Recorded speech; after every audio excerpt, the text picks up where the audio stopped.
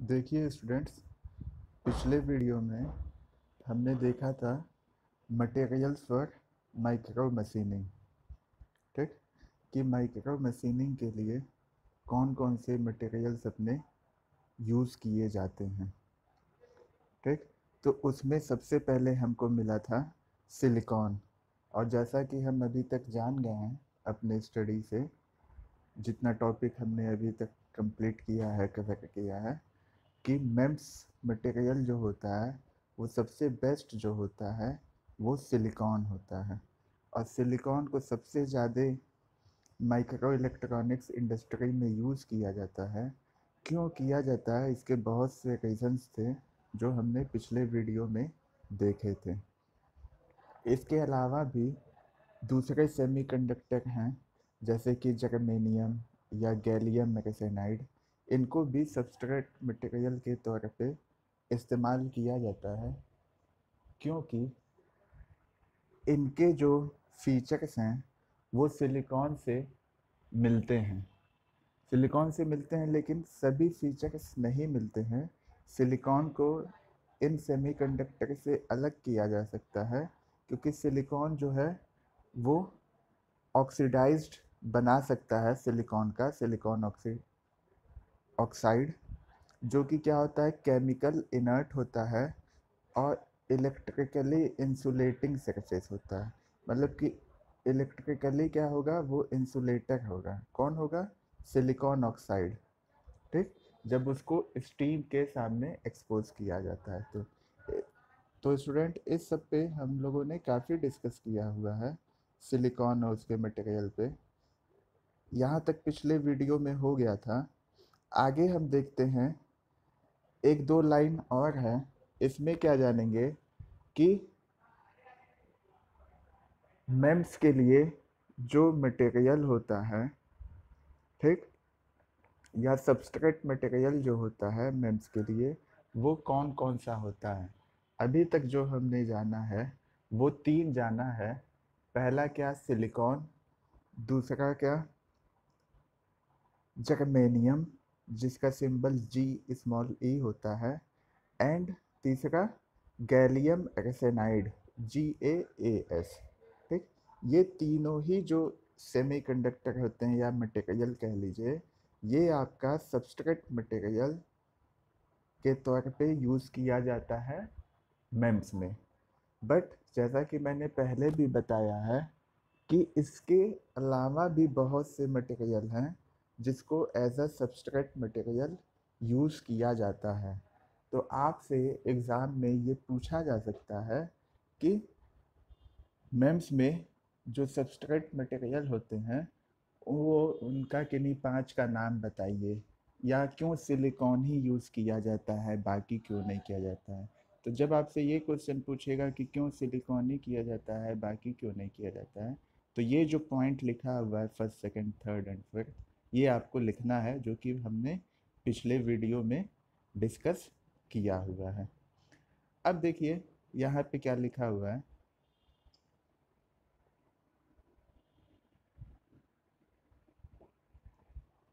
Silicon is dominant as a substrate for MEMS, but research and development is ongoing with other non-semiconductor substrates material, including metals, glasses, quartz, crystalline insulators, ceramics, and polymers.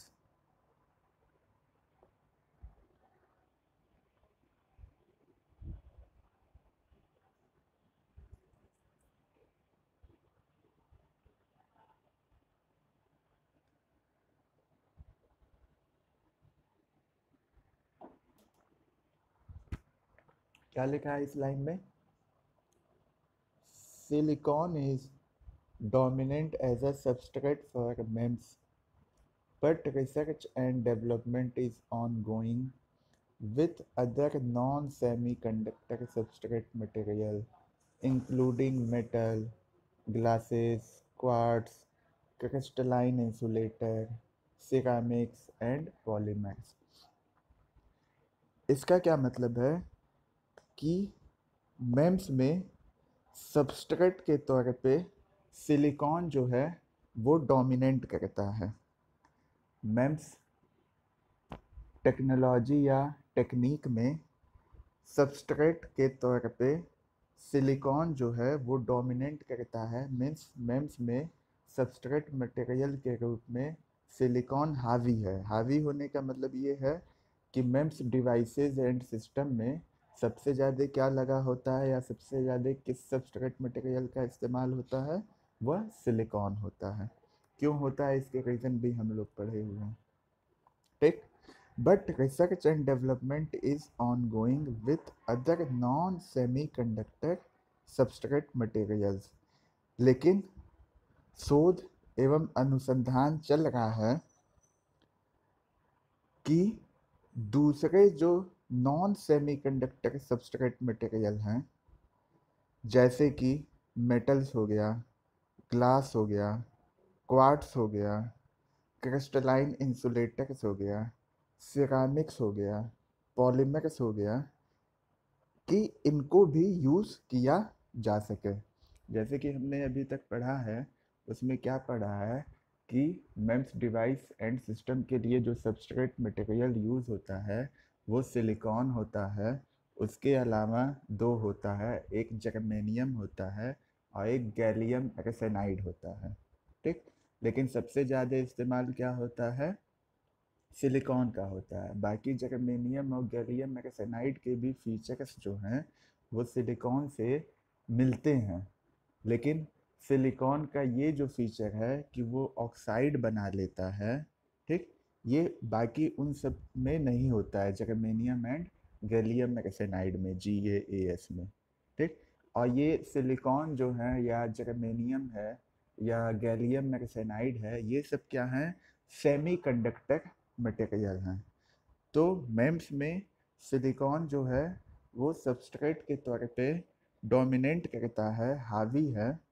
लेकिन शोध और अनुसंधान चल रहा है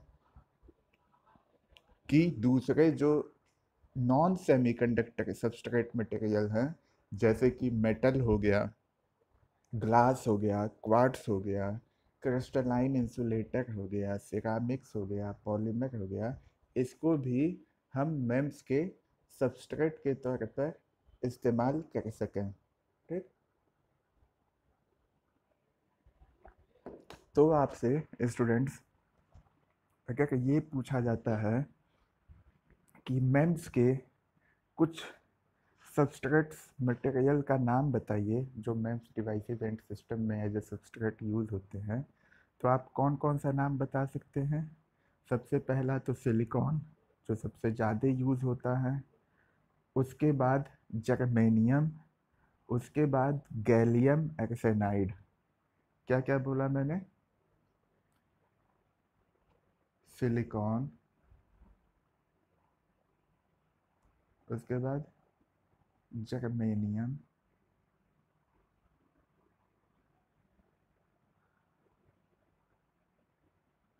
उसके बाद gallium arsenide, ठीक। ये तीन मटेरियल आप बोलेंगे पहले, ठीक। कौन कौन सा हुआ, सिलिकॉन हुआ, जर्मेनियम हुआ, गैलियम आर्सेनाइड हुआ। और ये तीनों मटेरियल जो हैं वो आपके क्या हैं, वो आपके क्या हैं, सेमी कंडक्टर हैं। वो आपके क्या हैं, सेमी कंडक्टर हैं, ठीक। इनके अलावा भी, इन सेमीकंडक्टर के अलावा भी बहुत से नॉन सेमीकंडक्टर सबस्ट्रेट मटेरियल हैं जो कि आपका मेम्स में यूज़ होते हैं। तो नॉन सेमीकंडक्टर सबस्ट्रेट मटेरियल में क्या हो जाएगा आपका, नॉन सेमीकंडक्टर सबस्ट्रेट मटेरियल में हो जाएगा आपका मेटल्स हो जाएगा, ठीक।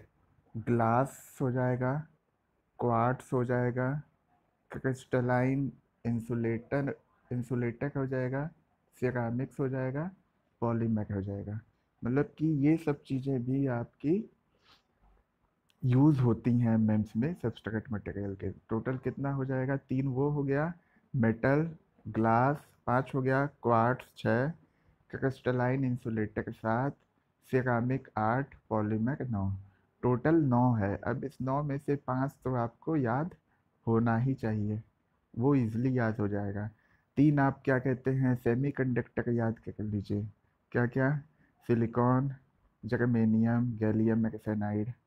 और बाकी आप नॉन सेमीकंडक्टर में मेटल हो जाएगा आपका, ग्लास हो जाएगा, क्वार्ट्स हो जाएगा, पॉलीमर हो जाएगा, सिरामिक हो जाएगा। इस सबको इजली आप बता सकते हैं।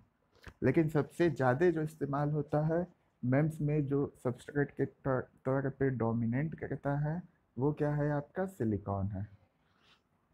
The ability to integrate circuit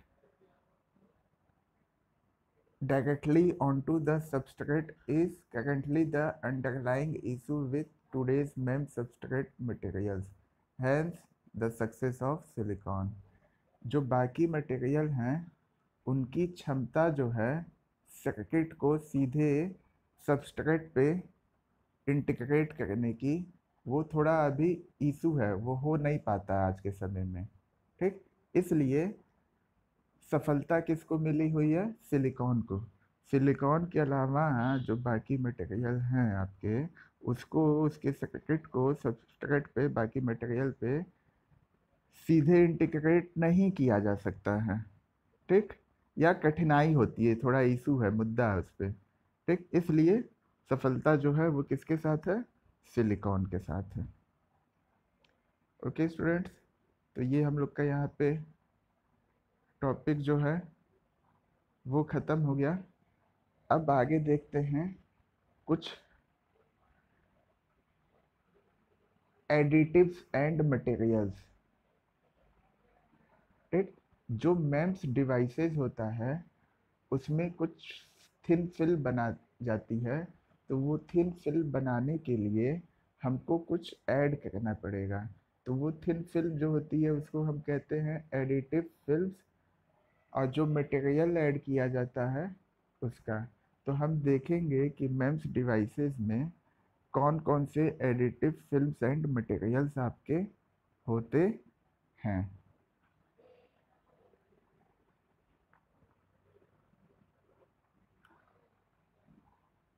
the range of additive films and materials for MEMS devices is much larger than the types of possible substrate and includes conductor, semiconductor and insulator।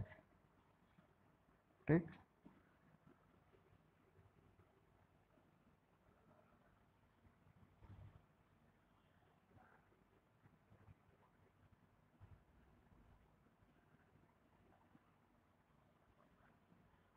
जो additive films और materials का range है memes device के लिए,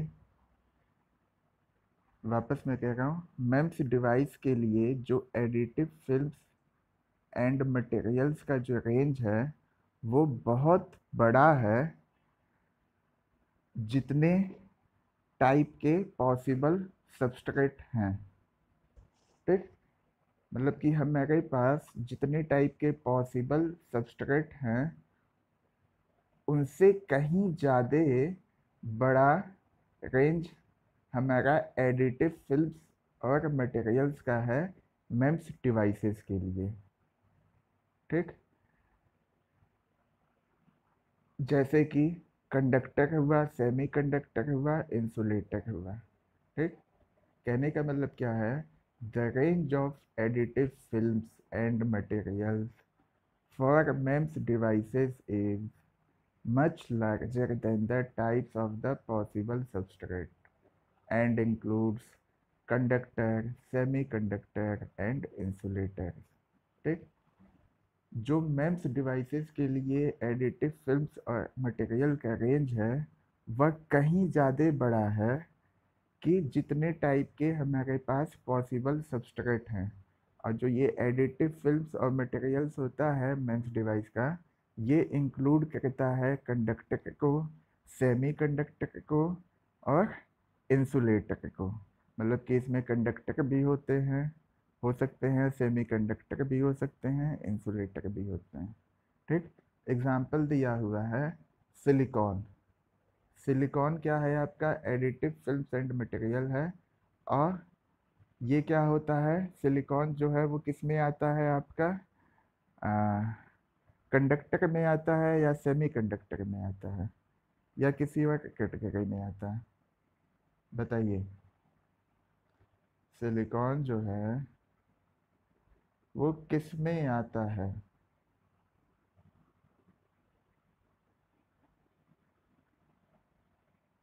semi conductor में आता है। ठीक। सिलिकॉन जो है वह आपका सेमी कंडक्टर में आता है। ठीक। तो क्या होगा? इसमें जो एडिटिव फिल्म्स एंड मटेरियल है मेम्स डिवाइसेस का, इसका जो रेंज है ये बहुत ज़्यादा है, बहुत बड़ा है। जितने टाइप के पॉसिबल सबस्ट्रेट हैं, एडिटिव फिल्म्स और मटेरियल में क्या क्या होगा? कंडक्टर हो सकता है, सेमी कंडक्टर हो सकता है, इंसुलेटर हो सकता है। देखिए, पहला आपका क्या दिया हुआ है? सिलिकॉन। जो सिलिकॉन है वो आपका किस में आएगा? सिलिकॉन सिंगल क्रिस्टल, मतलब एक क्रिस्टल वाला, पॉलीक्रिस्टलाइन एंड एमॉर्फस। जो सिलिकॉन होता है वो तीन टाइप का हो सकता है। सिंगल क्रिस्टल हो सकता है, मतलब एक क्रिस्टल होगा उसमें। पॉलीक्रिस्टलाइन हो सकता है, मतलब कि एक से ज़्यादा क्रिस्टल होगा। और एमॉर्फस हो सकता है, मतलब कि उसमें कुछ छेद टाइप का होगा। ठीक। तो सिलिकॉन जो है वो किस में आएगा आपका? सेमी कंडक्टर में। सिलिकॉन क्या है? सेमी कंडक्टर है। सिलिकॉन के कंपाउंड हो गए, जैसे silicon oxide, silicon carbide, silicon nitride, ये सब हो गए। ठीक। ये भी क्या है? एडिटिव फिल्म्स एंड मटेरियल्स हैं। ठीक। Metals and metallic compound. Metals हो गया आपका, जैसे कि एल्युमिनियम हो गया, कॉपर हो गया। ठीक। सिल्वर हो गया। ठीक। ये सब क्या हो गए? मेटल हो गए। उसके कंपाउंड जैसे जिंक ऑक्साइड हो गया, गैलियम आर्सेनाइड हो गया। ठीक।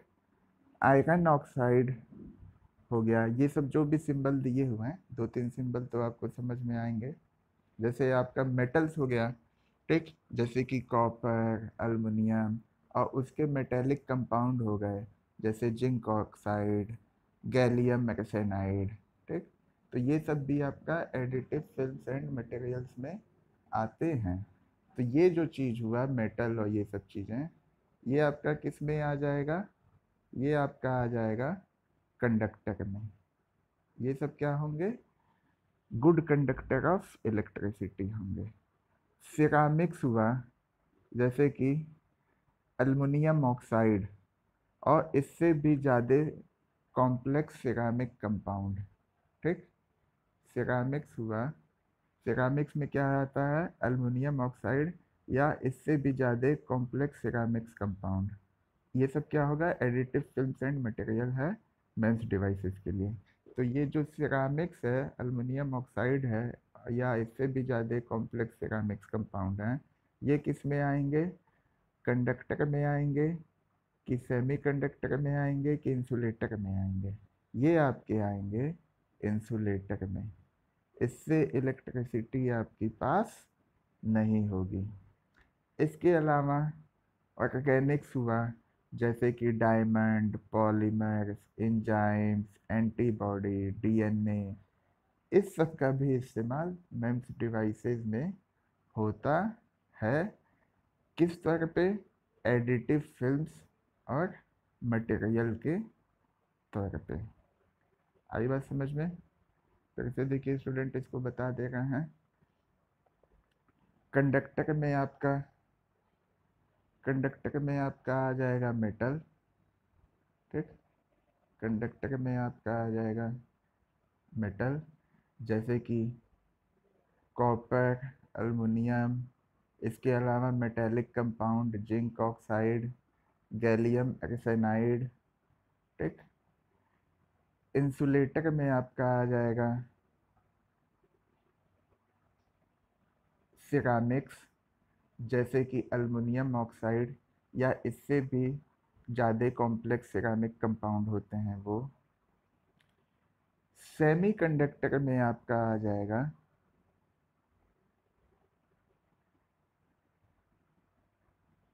सिलिकॉन, जिसका सिलिकॉन का 3 टाइप होता है। सिंगल क्रिस्टल सिलिकॉन होता है, पॉली क्रिस्टलाइन सिलिकॉन होता है, एमोरफस सिलिकॉन होता है। तो तीनों का मिल गया। सेमीकंडक्टर में और भी होता था, सिलिकॉन था, उसके अलावा क्या था, जर्मेनियम जो है वो भी आपका किस में आता है, सेमीकंडक्टर में आता है। तो ये सब आपके हो जाएंगे। अब आइए स्टूडेंट्स आगे देखते हैं हम लोग मशीनिंग। जब हम लोग माइक्रो मशीनिंग पढ़े थे तो उसमें स्टार्टिंग में दिया था कि तीन तीन टाइप का होता है। एक होता है बल्क माइक्रो मशीनिंग, एक होता है सरफेस माइक्रो मशीनिंग, और एक होता है high aspect ratio micro machining, जिसको कि शॉर्ट में हम हाम कहते हैं।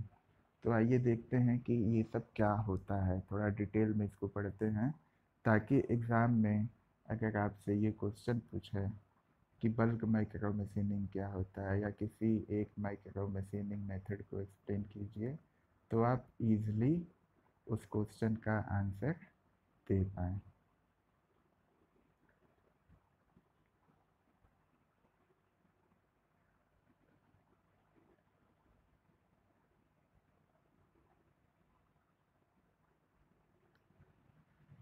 बल्क माइक्रो मशीनिंग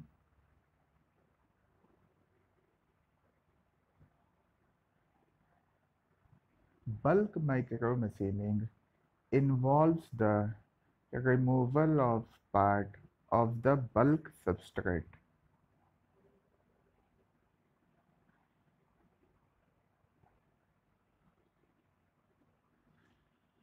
क्या कह रहा है इस लाइन में, जो बल्क माइक्रो मशीनिंग है इसमें क्या होता है,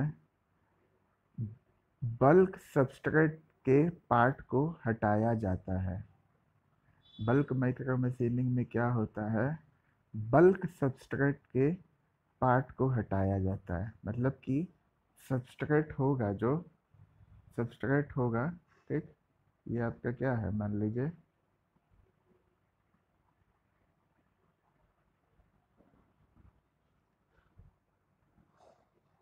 ये मान लीजिए क्या आपका सबस्ट्रेट है, ठीक। तो बल्क माइक्रो मशीनिंग में क्या होगा कि इस सबस्ट्रेट के बल्क पार्ट को, ज़्यादा पार्ट को क्या किया जाएगा, रिमूव किया जाएगा। क्या किया जाएगा, रिमूव किया जाएगा या हटाया जाएगा, ठीक। आइए देखते हैं।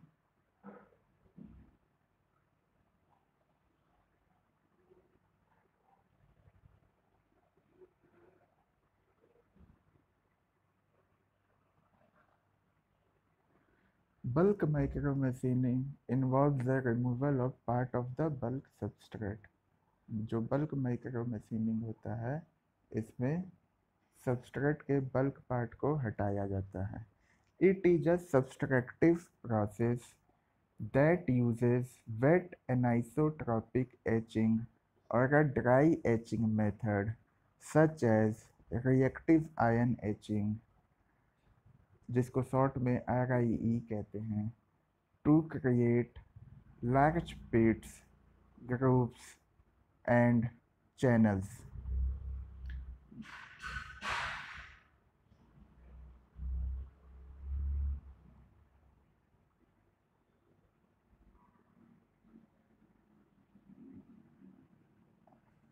जो ये बल्क माइक्रो मशीनिंग प्रोसेस है ये आपका एक सब्सट्रैक्टिव प्रोसेस है। जो बल्क माइक्रो मशीनिंग प्रोसेस है वो आपका एक सब्सट्रैक्टिव प्रोसेस है। कहने का मतलब क्या है कि इसमें आपके पार्ट को मतलब जो सब्सट्रेट मटेरियल है उसके पार्ट को रिमूव किया जाएगा, हटाया जाएगा। ठीक। तो it is a subtractive process, घटाव वाला प्रोसेस है। इसमें जो चीज़ होगी पहले से उससे कम होगी, उसमें से चीज़ों को हटाया जाएगा, रिमूव किया जाएगा। It is a subtractive process that uses wet anisotropic etching. ये एक सब्सट्रैक्टिव प्रोसेस है जो कि इस्तेमाल करता है वेट एनाइसोट्रॉपिक एचिंग का या ड्राई एचिंग मेथड का। ठीक। ये एक कौन, bulk micro machining. Bulk micro machining क्या है? सब्सट्रेट के बल्क पार्ट को रिमूव करता है। यह एक सब्सट्रैक्टिव प्रोसेस है जो कि इस्तेमाल करता है वेट एनाइसोट्रॉपिक एचिंग का और ड्राई एचिंग मेथड का, such as reactive ion etching RIE, ताकि ये इस प्रोसेस का इस्तेमाल करता है वेट एनाइसोट्रॉपिक एचिंग का या ड्राई एचिंग मेथड का, ताकि इसमें क्या होगा, जैसे इसमें such as ion etching reactive reactive ion etching RI, ताकि क्या किया जा सके, बड़े पिट्स को बनाया जा सके, ग्रुप्स को बनाया जा सके, चैनल्स को बनाया जा सके। Materials typically used for wait etching Materials typically used for wet etching include silicon and quartz. Why? Dry etching is typically used with silicon, metals, plastic, and ceramics.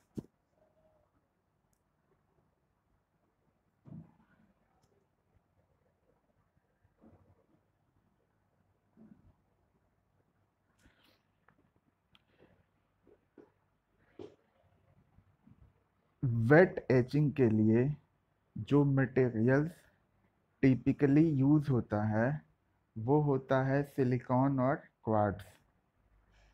जैसे हुआ ना कि दो मेथड हो गया ना, एक वेट एनाइसोट्रॉपिक एचिंग हो गया, एक ड्राई एचिंग मेथड हो गया। दो मेथड से आप इस सब्सट्रैक्टिव प्रोसेस को कर सकते हैं। तो जो आपका वेट एचिंग मेथड होता है इसमें जो मटेरियल्स टिपिकली यूज़ किया जाता है वह सिलिकॉन और क्वार्ट्स होता है, जबकि ड्राई एचिंग के लिए आपका सिलिकॉन, मेटल्स, प्लास्टिक और सिरामिक्स का इस्तेमाल किया जाता है। आई बात समझ में स्टूडेंट? तो क्या है, इसको कंक्लूड किया जाए बल्क माइक्रो मशीनिंग को। इसके आगे एचिंग दिया हुआ है। ठीक। तो उसको आगे देखा जाएगा। ठीक। वेट एचिंग और ड्राई एचिंग। ठीक। लेकिन उससे पहले हम इसको पहले कंक्लूड कर लें कि बल्क माइक्रो मशीनिंग क्या होता है। Bulk micro machining involves the removal of part of the bulk substrate. Bulk micro machining में क्या होता है, सबस्ट्रेट के बल्क पार्ट को हटाया जाता है। Bulk micro machining is a subtractive process that uses wet anisotropic etching or a dry etching method such as reactive ion etching।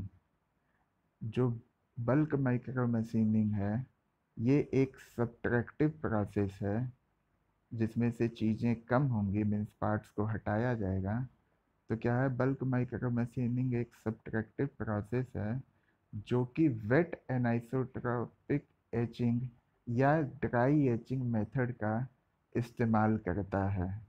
अब वेट एनाइसोट्रोपिक एचिंग और ड्राई एचिंग मेथड में बहुत से होंगे, जैसे कि एक होता है रिएक्टिव आयन एचिंग। ठीक। रिएक्टिव आयन एचिंग जो है ये आपका ड्राई एचिंग में आता है। ठीक। ये इसलिए किया जाता है ताकि बड़े पिट्स को बनाया जा सके, ग्रुप्स को बनाया जा सके एंड चैनल्स को बनाया जा सके। जो मटेरियल्स वेज एचिंग के लिए इस्तेमाल होते हैं वह सिलिकॉन और क्वार्ट्स होते हैं, जबकि ड्राई एचिंग के लिए इस्तेमाल होने वाले मटेरियल होते हैं silicon, metal, plastic and ceramics. ठीक।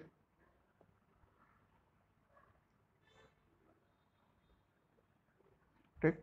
अब देखिए, दो तीन लाइन का हम ये भी पढ़ लेंगे कि वेट एचिंग क्या होता है और ड्राई एचिंग मेथड क्या होता है। क्योंकि मान लीजिए जब आपसे एग्ज़ाम में बल्क माइक्रो मशीनिंग पूछेगा तो केवल आप यहीं तक तो लिखेंगे नहीं। ठीक। वो छोटा होगा। उसके अलावा जो मेथड आप बता रहे हैं उस मेथड को भी थोड़ा डिस्क्राइब करेंगे अगर ज़्यादा मार्क्स में क्वेश्चन आता है। तो अब हमको जानना है कि वेट एचिंग क्या होता है। Wet etching describes the removal of material through the immersion of a material, typically a silicon wafer, in a liquid bath of a chemical agent.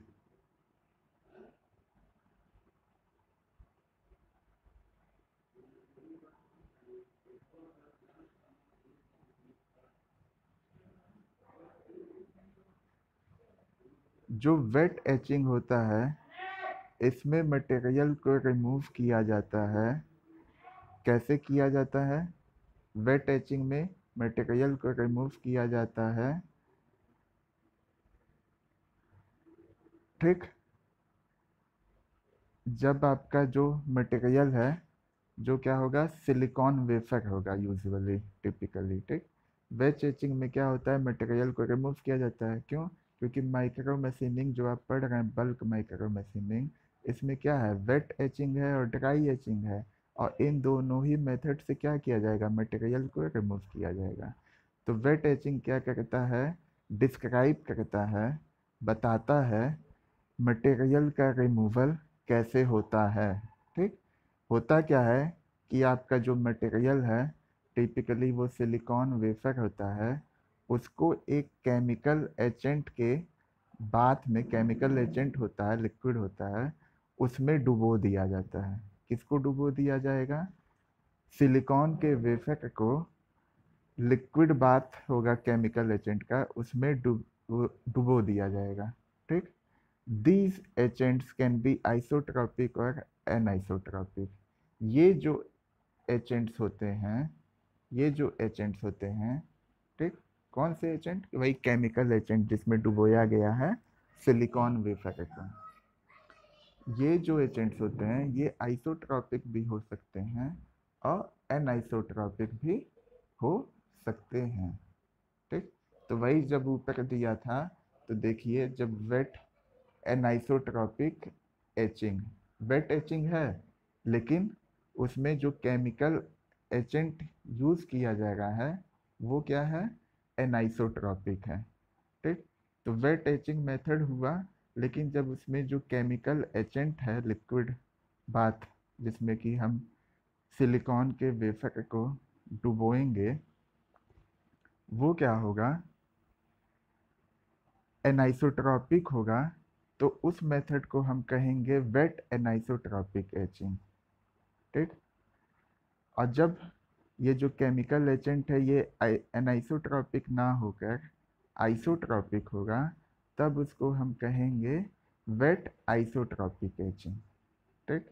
तो बात आई समझ में कि वेट एनाइसोट्रॉपिक एचिंग क्या होता है और वेट आइसोट्रॉपिक एचिंग क्या होता है। जो केमिकल एजेंट होता है वही आपका दो टाइप का होता है, आइसोट्रॉपिक और एनाइसोट्रॉपिक। तो उसी के बेसिस पे आपका जो वेट एचिंग मेथड है उसको कह दिया जाता है कि ये वेट एनाइसोट्रॉपिक एचिंग है या ये कह दिया जाता है कि ये वेट आइसोट्रॉपिक एचिंग है।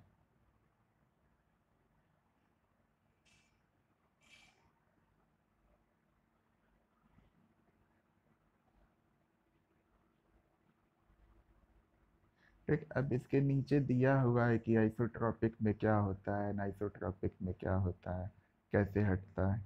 मुझे लगता है इतना डिटेल में जाने की नीड नहीं है, बस हम ये जान जाएंगे कि वेट एचिंग क्या होता है। ठीक, अब आइए ड्राई एचिंग देख लेते हैं।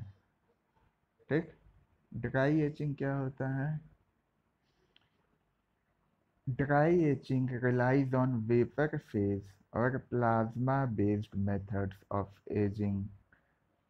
Dry etching relies on vapor phase or plasma-based methods of etching using suitably reactive gases or vapors, usually at high temperatures.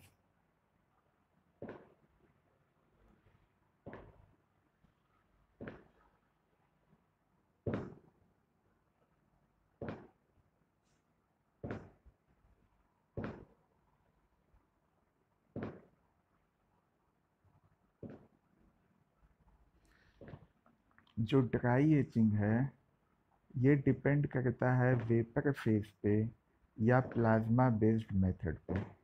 जो ड्राई एचिंग है ये वेपर फेज पे या प्लाज्मा बेस्ड मेथड पे डिपेंड करता है। ठीक, इसमें क्या होता है, रिएक्टिव गैस या वेपर का इस्तेमाल किया जाता है हाई टेम्परेचर पे।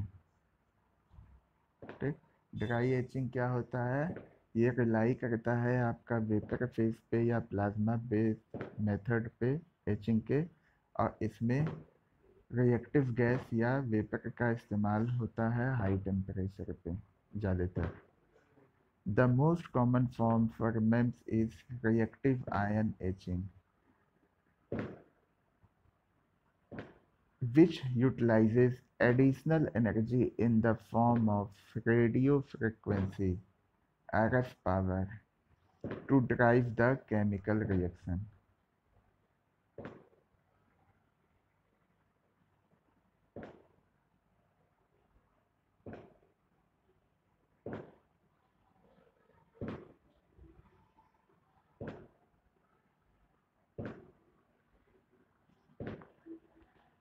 कहने का मतलब है जो सबसे कॉमन फॉर्म है MEMS के लिए वो क्या है, reactive ion etching RIE। MEMS के लिए जो एचिंग की जाती है या MEMS में जब हम बल्क माइक्रो मशीनिंग से पार्ट्स को रिमूव करेंगे तो उसमें जो हमारा ड्राई एचिंग का मेथड होगा उसमें जो सबसे कॉमन होता है वो यही होता है, रिएक्टिव आयन एचिंग। ठीक, इसी से बल्क माइक्रो मशीनिंग में ड्राई एचिंग मेथड से पार्ट्स को रिमूव किया जाता है। The most common form for MEMS is reactive ion etching. जो सबसे कॉमन फॉर्म है MEMS के लिए वो क्या है, रिएक्टिव आयन एचिंग RIE, जो यूटिलाइज करता है एडिशनल एनर्जी को in the form of radio frequency. जो एडिशनल एनर्जी होती है उसको वो रेडियो फ्रिक्वेंसी के फॉर्म में यूटिलाइज कर लेता है। ठीक, ताकि उसको पावर मिल सके केमिकल रिएक्शन को ड्राइव करने के लिए। ठीक, जो रिएक्टिव आयन एचिंग है ये क्या करता है, एडिशनल एनर्जी को रेडियो फ्रिक्वेंसी पावर के फॉर्म में यूटिलाइज कर लेता है ताकि केमिकल रिएक्शन को ड्राइव किया जा सके।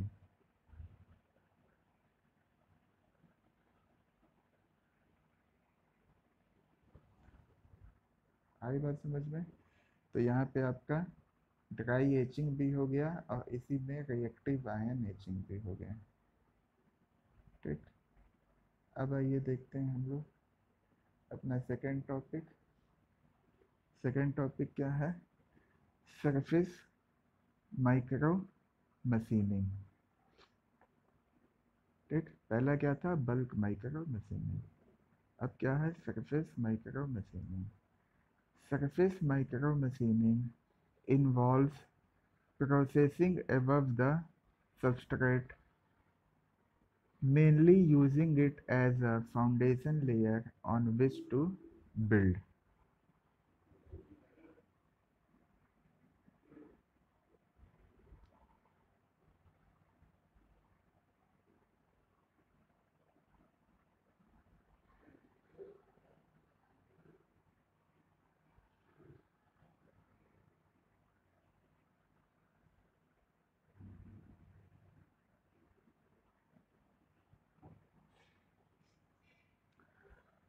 जो सरफेस माइक्रो मशीनिंग है, ये प्रोसेस को इन्वॉल्व करता है सबस्ट्रेट के ऊपर। सरफेस माइक्रो मशीनिंग में क्या होता है, सबस्ट्रेट मटेरियल जो होता है उसके ऊपर एक फाउंडेशन लेयर दिया जाता है बनाने के लिए। ठीक। सरफेस माइक्रो मशीनिंग क्या करता है, ऐसे प्रोसेस का इस्तेमाल करता है सबस्ट्रेट के ऊपर। मुख्यतः वो फाउंडेशन लेयर के तौर पे इस्तेमाल करता है कि जिस पे बनाया जा सके। ठीक, जिस पे आगे डिवाइस को या सिस्टम को बनाया जा सके। It was initiated in the 1980s and is the newest MEMS production technology.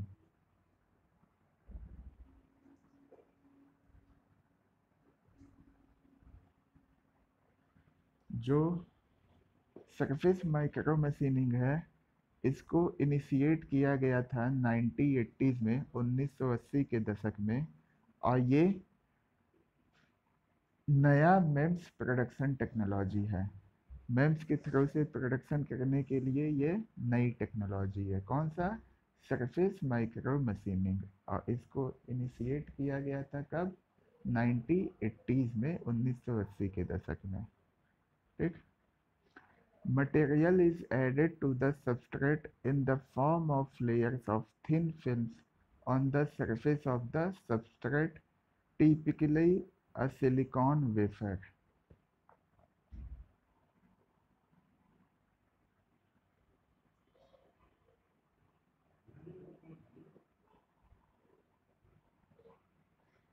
इसमें क्या होता है, सरफेस माइक्रो मशीनिंग में क्या होता है, मटेरियल को क्या किया जाता है, ऐड किया जाता है सबस्ट्रेट पे लेयर के फॉर्म में, थिन फिल्म के लेयर के फॉर्म में। सरफेस माइक्रो मशीनिंग में क्या होता है, मटेरियल को थिन फिल्म के लेयर के फॉर्म में सबस्ट्रेट के ऊपर ऐड किया जाता है। ठीक। और वो जो सबस्ट्रेट होता है वो टिपिकली क्या होता है, अ सिलिकॉन वेफर। वो क्या होता है, अ सिलिकॉन वेफर। ठीक। आई बात समझ में। जो सरफेस माइक्रो मशीनिंग है वो इन्वॉल्व करता है प्रोसेस को सबस्ट्रेट के ऊपर। मुख्यतः वो यूज करता है फाउंडेशन लेयर, जिसको कि बनाना है, कि जिस पे बनाना है। और सरफेस माइक्रो मशीनिंग जो है वो इनिशिएट हुआ था 1980s में, 1980 के दशक में। और ये नया मेम्स प्रोडक्शन टेक्नोलॉजी है। इसमें क्या होता है, मटेरियल को ऐड किया जाता है सबस्ट्रेट के ऊपर थिन फिल्म के लेयर के फॉर्म में। और जो सबस्ट्रेट होता है वो आपका क्या होता है, टिपिकली या silicon wafer. These layers can either be structural layers or act as spacer, later to be removed when they are known as sacrificial layers.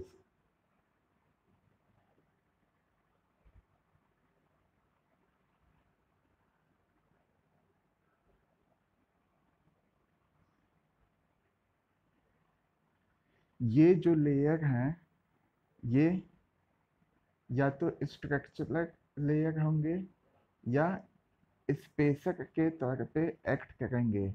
बाद में क्या होगा, इनको हटा लिया जाएगा और उस समय इनको कहा जाएगा सेक्रीफाइसियल लेयर। क्यों, क्योंकि इन्होंने अपना सेक्रीफाइस कर दिया बलिदान दे दिया या त्याग दे दिया। ठीक, जो ये लेयर हैं वो या तो स्ट्रक्चरल लेयर होंगे या स्पेसर के तौर पे एक्ट करेंगे, बाद में इनको हटाना रहता है, और जब हटा लिया जाता है तो उस समय इनको कहा जाता है सेक्रीफाइसियल लेयर, क्योंकि इन्होंने अपने लेयर का क्या किया है, सेक्रीफाइस किया है। Hence, the process usually involves films of two different materials, a structural material out of which the freestanding structure is made, generally polycrystalline silicon or polysilicon, silicon nitride, and aluminum, and a sacrificial material deposit wherever, either on an open area or a freestanding mechanical structure is required, usually an oxide.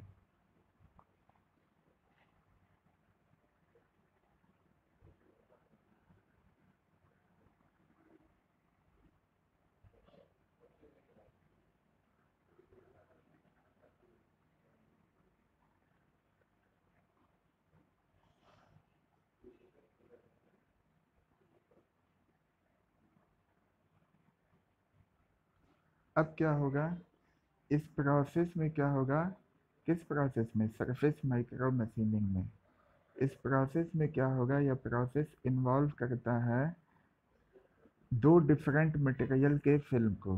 इस process में क्या होता है, दो different material के film का लिया जाता है।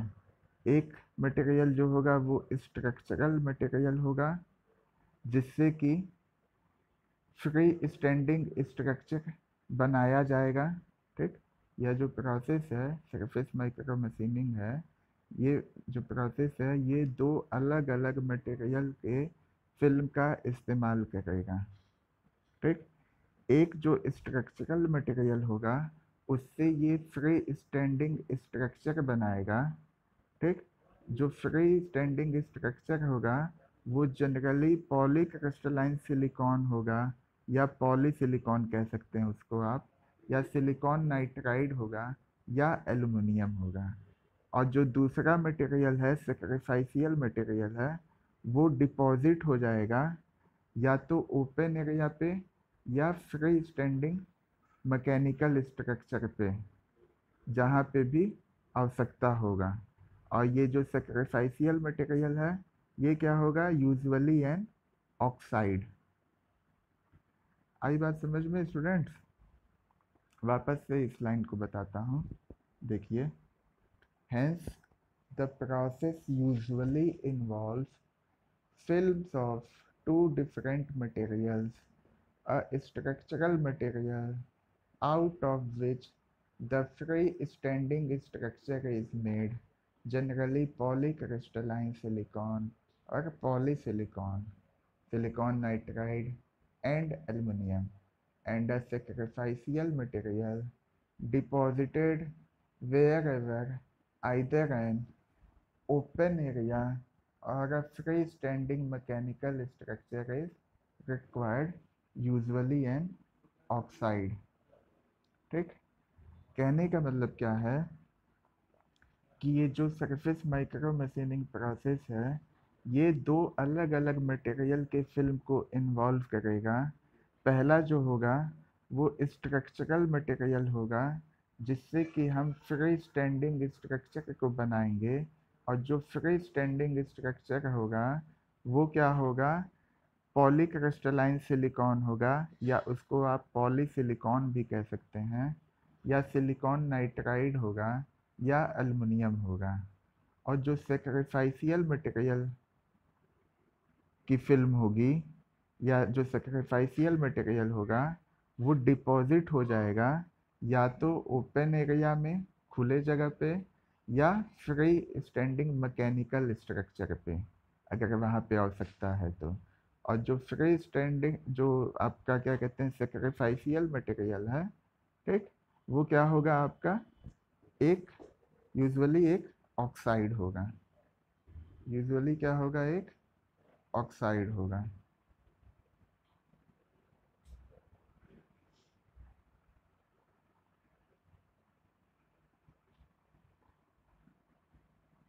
अब देखिए क्या दिया है, इतना चीज तो हो गया। आगे क्या दिया है, these layers or thin films are deposited and subsequently dry-aged in sequence, with the sacrificial material being finally wet-aged away to release the final structure.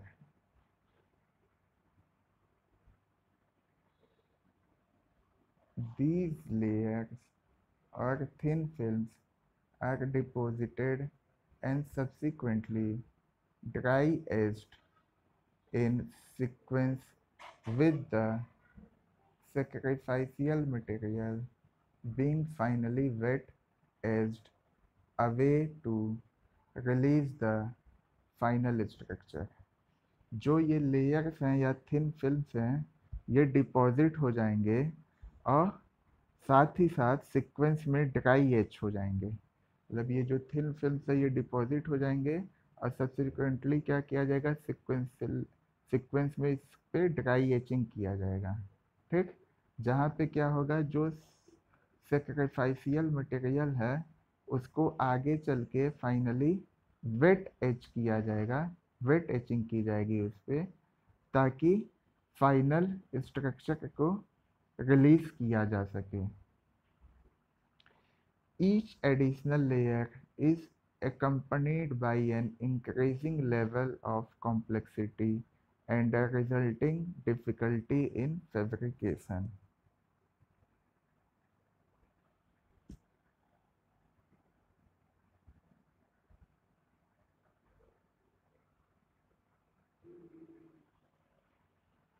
एक एक जो एडिशनल लेयर है वो कॉम्प्लेक्सिटी के लेवल के बढ़ते हुए क्रम में होगा।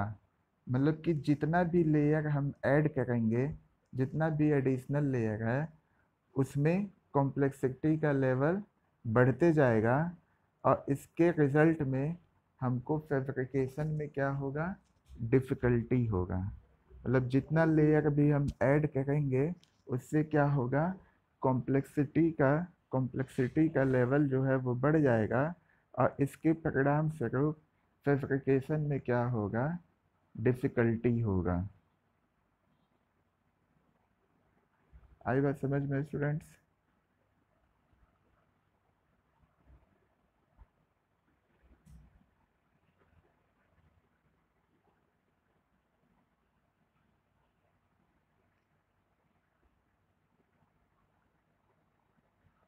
अब देखिए यहाँ पे क्या लिखा है इस लाइन में, the success of the surface micro machining process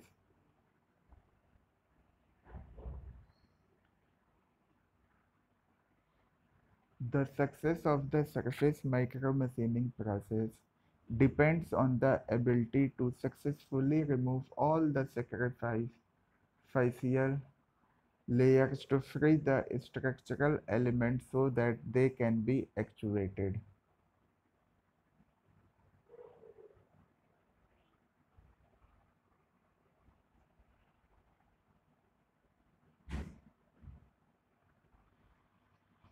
जो सरफेस माइक्रो मशीनिंग का सक्सेस है वो इस बात पे डिपेंड करता है कि उसकी कितनी क्षमता है सफलतापूर्वक सभी सैक्रिफाइशियल लेयर को हटाने की, ताकि स्ट्रक्चरल एलिमेंट्स को फ्री किया जा सके, आज़ाद किया जा सके, ताकि उनको एक्चुएट किया जा सके।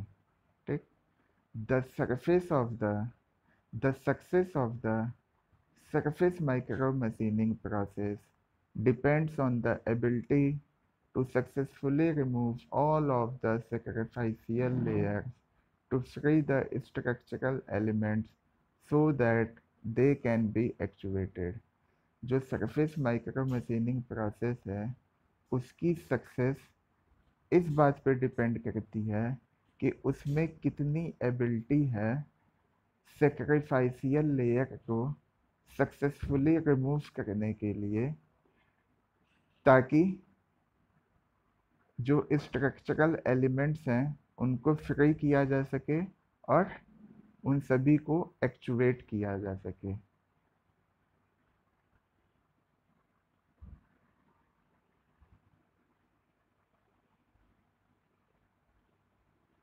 ठीक है स्टूडेंट्स, तो ये हो गया आपका सरफेस माइक्रो मशीनिंग, जो कि काफ़ी डिटेल में हम लोग पढ़े हैं। इसके अलावा बल्क माइक्रो मशीनिंग पढ़े हैं हम लोग, ड्राई एचिंग पढ़े हैं, वेट एचिंग पढ़े हैं।